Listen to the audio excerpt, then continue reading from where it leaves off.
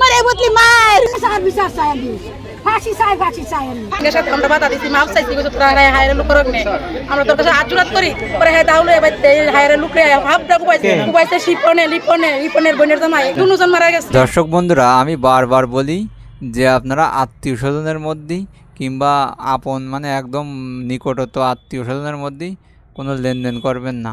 মানে আমার কথা না, এটা হলো যুগ যুগ ধরে হয়ে এসেছে যে নিজেদের ভিতরে লেনদেন করলেই আপনার অনেক সমস্যা হয়।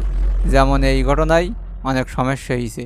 পুলিশ এবং পরিবার সূত্রে জানা যায় যে আওয়াল মিয়া দীর্ঘদিন পাওনা টাকার অজুহাতে বড় ভাই আবু তাহেরের 1% জমি দাবি করে আসছিল। আবু তাহের মারা যাওয়ার পর ওই জমি নিয়ে আওয়াল মিয়ার সঙ্গে তার দুই ভাতিজা হুরা ও শাকিলের বিরোধ সৃষ্টি হয়। শনিবার দিন ঘর নির্মাণের জন্য জমিতে খুঁটি ও বালু আনেন হুরা ও শাকিল। এই সময় চাচা আওয়াল মিয়া বাধা দিলে উভয় পক্ষের মধ্যে তর্ক বিতর্ক শুরু হয়।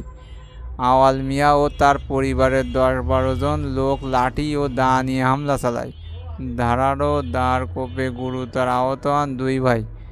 স্থানীয়রা তাদের উদ্ধার করে নরসিংদী সদর হাসপাতালে নিয়ে গেলে তাদের মৃত্যুর ঘটনা ঘটে। এছাড়া আরও 2 জন আহত হয়ে হাসপাতালে ভর্তি হয়।